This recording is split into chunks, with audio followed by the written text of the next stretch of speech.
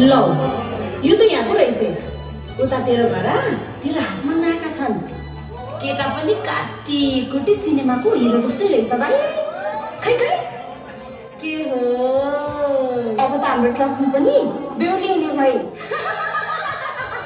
खै मोरीहरू